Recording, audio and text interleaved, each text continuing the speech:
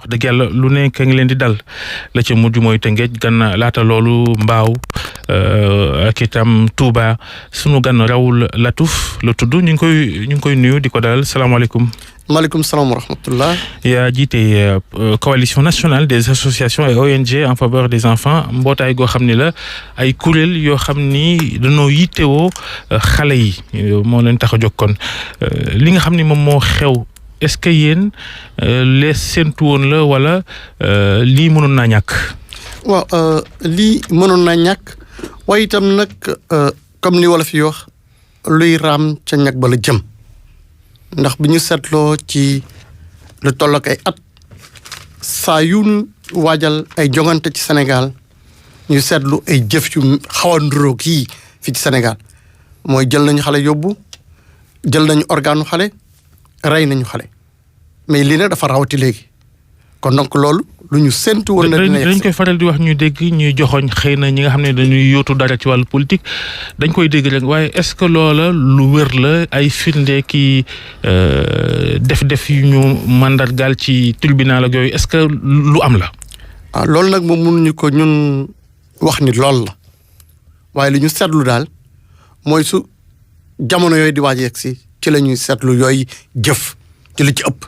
kon donc mais ñun daal amuñu benn preuve tey ni ñi nga xam ni ñoom ñooy jëm ci jongante yooyu ñooy jëfe loolu. Georges. est-ce que ci loolee la mën yem ndax buñ seetloo aussi mbir mi yemul Sénégal dem na sax ba ci Côte d'Ivoire tax sax ba président Ouattara defoon adresse à la nation fan yi ñu weesu te cas bi fa gën a fës moo di kaaw gone googee ñu tuddee Buuba ki ñu jàpp moom mbirum alal la fa wax. waaw xam nga nit ñi moom dañuy wax yenn saa yi. wala alal gi da ngay bëgg a wax ne yemul kot ci koppar. xëy na nguur itam alal la. xam nga nguur alal la boo yëree am nguur. da ngay am koom ndax bu ñu seetloo képp koo xam dafa nekk ci nguur koomam day soppeeku bu amee benn kër bu ñu demee ba ci kanam ñu gis mu am ñaari kër bu ñu amee salaire u 200,000 salaire ba dina yegg 1 million wala lu ko ëpp kon donc loolu am koom ma nga fa. beneen bi ci des itam nag xam nga li ñuy wax nguur dafa nekk loo xam ni dafa am importance parce que ndombal tànk la te nit ku ñuy takkal ndombal tànk en général li ci ëpp ci réew ñi nga xam ni mooy réew ñi nga xam ne nit ñi amuñu ay moyens nit ñi dañ naan dañu jëfandikoo dañu jël nangam parce que diw moo leen sant loolu ndax am na kenn koo xam ni maanaam jabarkat la boo xam ni moo leen naan defal lii soo defee nii di nga am lii looloo tax ñu koy def mais nag ñun amuñu ci benn preuve te waxuñu ni itam loolu moo tax muy am la am ci Côte d'Ivoire gis nañ ko ndax ba ñu jàppee nit que loolu ne dañu moom kat alal moo taxoon mu koy def. ab sëriñ njabarkat ko digal. njabarkat moo ko digaloon. kon donc loolu itam mën nañu wax ni mën naa bokk ci li nga xam ne mooy waral yooyu mais il faut ñu seetlu itam que dañu nekk ci am réew moo xam ne dafa feebar. feebar mooy nit gis xale bu ndaw jël ko rendi nit jël xale bu ndaw dagate ko xam nga loolu dafa nekk yoo xam ne ay jëf yoo xam ne bokkul suñu culture bokkul suñu cosaan bokkul suñu aada ñun sénégalais. kon ñuy wax ni kon nekk na loo xam ni lu bees la ci at yu mujj yi bees googa itam. waaw man dama naan liy toll ak ci fukki at yu mujj yi ci li ñuy sotlu loolu mais loolu daanuñu ko dégg ci Sénégal bu fekkee ni yàgg ngaa xool Sénégal la muy doxee daanuñu dégg jëfin yooyu mais ci at yu mujj yi nag jëmale ci ay jongante yu ci bari ci loolu la ñuy seetlu ni mbir yooyu di am. nga ne bokkul ci sunu culture. dañ koy faral di gis léegi sans faire dans la stigmatisation ndax da nga njort ne xëy na ñiy def loolu. peut-être que feneen lañ jógee. ah déedéet du ma wax loolu ba léegi parce que gis nañu quand même que ay sénégalais yoo xam ne dañoo feebar xam nga nit mën naa feebar am feebaru xel te nit ñi duñ ko ràññee mu jëfee loo xam ne amul gis nañ fi rek bu yàggul dara ñu dem di suli ay néew ci armée ay sénégalais ñoo koy def ñeen ci jàpp ay sénégalais lañ mais fa la wax ji yem kon donc wane na ni sénégalais mën na cee bokk keneen ku du sénégalais te mën na cee bokk mais kenn du jël nii rek nit ku jóge feneen la moo koy def ndax ñuy suli néew gis nañ leen. non ni nga ne bokkul ci suñu culture moo tax may gën a boobu laaj. bokkul ci suñu cosaan bokkul ci suñu aada. ab sénégalais kenn mësu koo gis muy rey te bu ñu seetloo rey kañ la commencé fës fii ci Sénégal mooy ba événement yi nga xam ne amoon na diggante Sénégal ak Mauritanie boobu lañ ci commencé gis deret di tuuru ci biir Sénégal mais sénégalais xamul rey. sénégalais xamul jëf ju ñaaw ji demee noonu. moom sax jamono jooju am nañu doon laajte ba xam lii ay sénégalais koy def. exactement kon donc loolu day waree ni sénégalais yi loolu du seen cosaan du seen aada. waaye mbir maa ngi fi ñu toll nii moom mëneesul wax kii la malaka li nga xam ne nag moom mooy bu ñu waxee li wax la ca des ñi nga joxoñ kilifa yi nañ ci dellusi ci kanam waaye réew moo dem itam dañ ni ab gone ak kaaraangeem mi ngi njëkkee ci ñi ko jur ndey ja ak baay ja est-ce que fii tam buñ dee wax cosaan ak li war ay waajur ci seeni doom mate na dëgg-dëgg bu ñu xoolee de façon générale ni nit ñi di gérer seeni doom. waaw am na yu bari ci sooxe lu tax mu sooxe mooy que su ma jëree sama doom man maa nangu ni damay takk sama soxna su ma amee soxna may am sama doom su ma amee sama doom dafa am loo xam moo ma waral ci sama doom li ma waral ci sama doom bu njëkk bi mooy ma yar ko ci yar bi gën bi am teggin bi xale bi nga xam ne bu génnee ci kër gi xam na muy doxee xam na muy waxee xam na muy fu muy teg sama tànk loolu rôle waajur la bu njëkk bi mais beneen bi ci topp itam nag xam nga ñun dañuy dund ci benn société boo xam ni communauté bi daf ci am wàll mooy tey bu njëkk bu ñu nekkaan ci kër ga papa ak yaay ak maam ak bàjjen ak nijaay ñëpp daan bokk kër gi loolu dafa wàññeeku kon loolu day wane ni kon société bi mi ngi transformé wu mi ngi am ay coppite mais coppite googu nag teewul nit ki xale bi bu génnee ci mbedd ba ñi nga xam ne bu njëkk ba suñu gisaan sa doom mu def loo xam ne naka sa dul noonu ñu jubbanti ko kenn ñemetul def lool parce que nee na bu ñu ko defee dañ may porter plainte ñooñu itam di daal di moytu mais loolu teewul que bu ñu gisee loo xam ne jaaduwul dañ ko war a jébbaane mooy li ñuy wax dénoncer parce que am na loo xam ne itam bu ñuy aar xale yi ci suñu biir kër yi ñu nekk ci mbedd bi dañoo war a jàppale ci aar boobu mooy dëkkandoo yi beneen bi ci topp nag mooy ñi nga xam ne nag ñooy responsabilité première citoyen sénégalais mooy ñi nga xam ne ñoom ñoo yore àq ak yelleefu doom aadama yi ci dëkk bu ñu mënti doon. am na ñuy wax ni itam li dal gone yi ki leen koy def du jege lool njaboot gi ci biir njaboot gi waa mbaa ku dëkkandoo ku jege daal yëf yi. day faral di am mi ngi noonu moo tax xëy na yëf yi xaw a compliqué. xam nga dañu seetlu ci bu ñu neen wàllu yenn jëf yi maanaam li ñuy waaye ni sàkku nañu xale buñ ko seetloo yi ci ëpp yëpp ci am nit ko ku jege njaboot gi la muy doomu nijaayam la wala muy ku bokk ak papaam ku bokk ak yaayam moo jëfe loolu beneen bi ci topp ñu ni seetlu nañ ni boutique kiy jaay boutique ba ca koñ gox ba moo koy def beneen bi ci topp ñu ni nag nee na ñu nit koo xam ni xelam dafa manqué mooy def loolu mais li ci ëpp li ci seetlu mooy ku jege gone gi rek moo koy def loolu parce que moom moo am accès ci gone gi gisoon nañu def amoon Thiès la amoon Thiès gisoon nañ ko pourtant koo xam ni ku jege woon njaboot gi la parce que moo jël ab liir la jël ko kon loolu waree na ni société bi dafa feebar te dañoo war a faj nit ñi nga xam ne dañoo nekk ci société bi kon loolu itam rôle pouvoir public yi ci la bokk. nu leen di fajee. xam nga nu ñu leen di fajee mooy xam nga pouvoir public dafa am doole dafa am loo xam ne tey yéen ñi nga xam ne yéen a nekk ci média yi dafa am benn rôle bu am importance boo leen di jouer boo leen di wax nit ñi dañu leen di déglu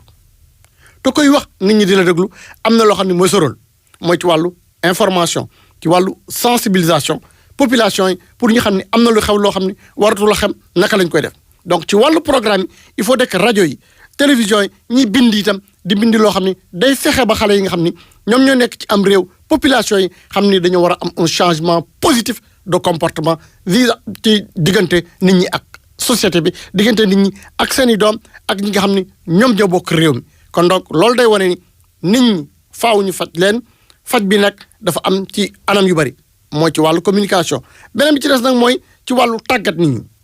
loolu tam dafa am solo xam nga am njàngale dafa war am base itam muy ci kuréel bi mu ti mën ci loolu nag muy jàngum diine muy jàngum tubaab muy jàng leneen rek leneen kon foofu itam dafa am éducation de base boo xam ne dafa war a am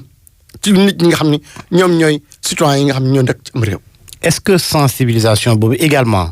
ci lancé bi nga nekk rek waruñ koo gën a jëmale ci waajur yi ndax Babacar wax na ko sànq ab càggante gi nga xamante ne ñu ngi koy nemmeeku ci ñi nga xamante ne ñoom ñooy yaayu gone yeeg ndax toog diir gu yàgg gisoo sa doom jéemoo xalaat ne fan la nekk. loolu du dëgg du yoon xam nga waajur sa doom da nga koy wàññi nemmeeku saa su nekk. parce que yow yaa am responsabilité sa doom bu njëkk ndax sama doom su ma ko juree maa ko war a toppatoo maa war a xool fu muy dem. maa war a xool ku muy àndal moo xool ku muy waxal beneen bi ci des nag mooy waajur yooyu xam nga tey amoon na fi lu fi xawoon mooy professeur Sëñ Mor wax na fi dañu def à l'école des parents mooy fexe ba ñuy tàggat waajur yi kon donc tàggat waajur yi dafa nekk ci biir kër gi parce que bàjjen yi dañ ko daan def ci biir kër gi nijaay yi dañ ko daan def ci kër gi maam yi dañ ko daan def ci biir kër yi mais ñoo nekkul ci biir kër yi te ñooñu ñoo daan doog xale yi di waxtaan ak ñoom mais léegi waajur bu xëy day xëy dem liggéey bu wàccee du ñëw téléphone am lay nekk wala mu nekk ci ordinateur kon ñooñu dootuñu waxat ak seen doom or que dañuy fayir seen mission mi nga xam ne mooy rôle parent mi nga xam ne ñoom ñoo ko yore kon donc ñoom dañoo war a yar seen i doom ci anam yi nga xam ne moo gën a jaadu parce que ñoom ñooy premier responsable bu seen yaru doom. au final est-ce que du société bi boppam moo feebar. wax naa ko sànq nee naa société bu feebar xam nga société bu feebar mooy waral ay nit di jëfe ay jëf yoo xam ne yu tegginiwul la yoo xam ne dëppoowul ak cosaan ak aadam réew. loolu mooy woon nag war nañ ko xool mosoon nañ fi wax tam ñu war a ndëppal société bi parce que loolu tam lu ci am solo. ab ndëpp national comme ni ko sëñ Mor Mbaye di wax. waaw sëñ Mor nee nañ ndëppal société bi parce que dañu feebar te nit su feebaree nag faaw ñu fexe ba mu wér. mu wér nag mooy ñuy wax ak moom di jëf ak moom ba nga xam dina mën a soppeeku su ëllëgee mu mën a fexe ba am société am ay citoyens yoo xam ni ay citoyens yu mucc ayib. liñ fi tudd boobu ba léegi mooy cëru askan wi ci nees saafara li nga xam ne mooy tawat gi ci gone yeeg lañ leen di teg bu leen rayul faatu leen këfuñ leen ña ngi leen di sàkku ñi nga xam ne nag ñoom lañ dénk réew mi ñoom ci sa gis-gis luy seen wàll ci faj yëf yi. xam nga ñi ñu dénk réew mi ñun citoyen ñoo leen votel ñun ñoo wax ni tey ñoo fal président Macky Sall mi nga xam ne moom mooy le seul répondant tey ji ci lépp lu am ci Sénégal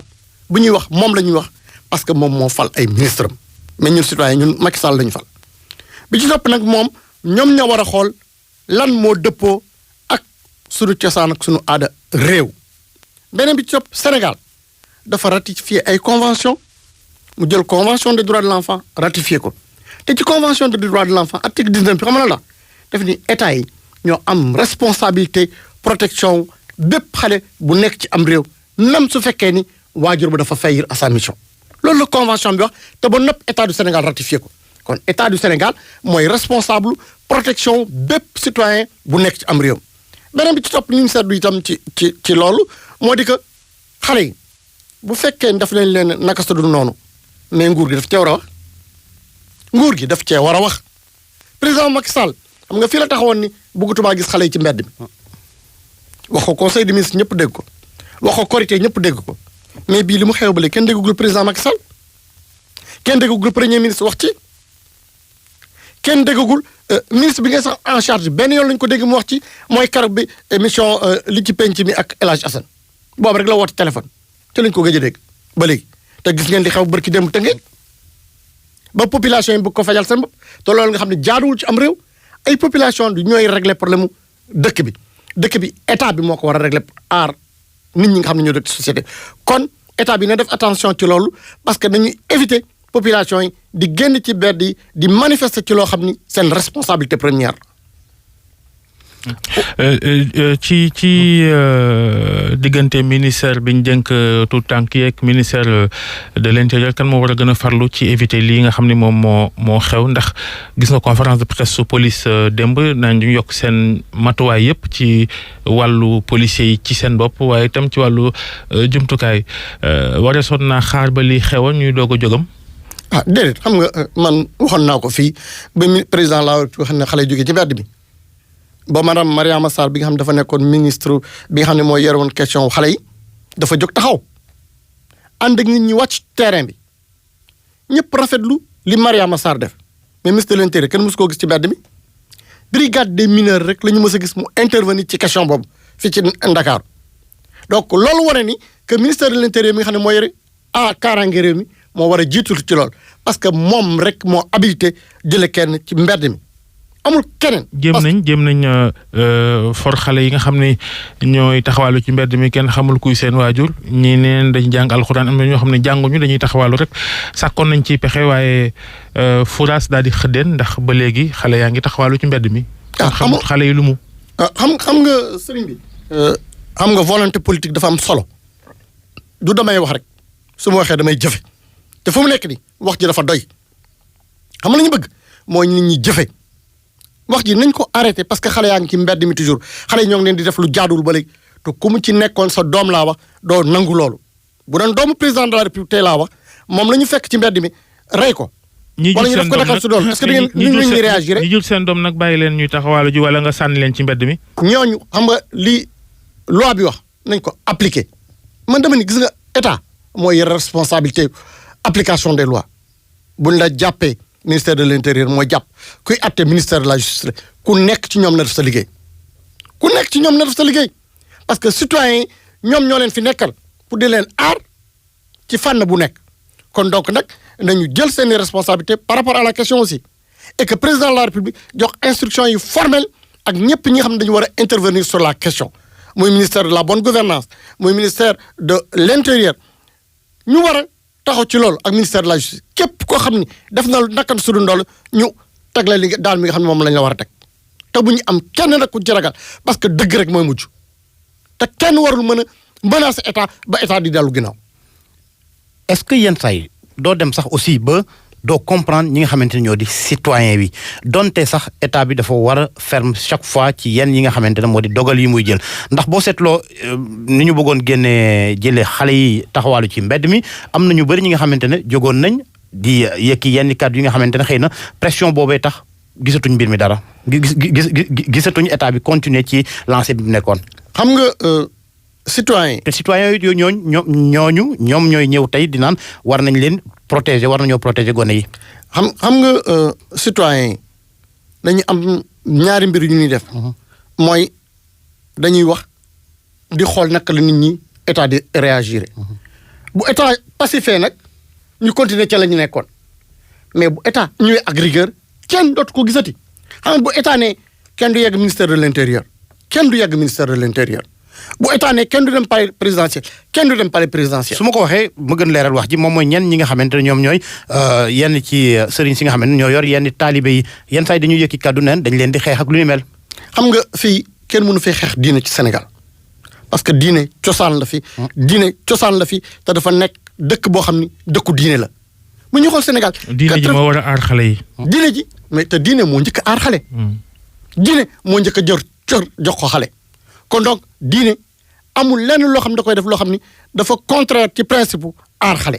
kon donc loolu day wane ni képp koo xam ni yaa ngi wax leneen lu dul aar xale yi parce que kenn du jël sa doom sànni ko ca mbedd ma ci ñoom ñooñu ngay wax ñëpp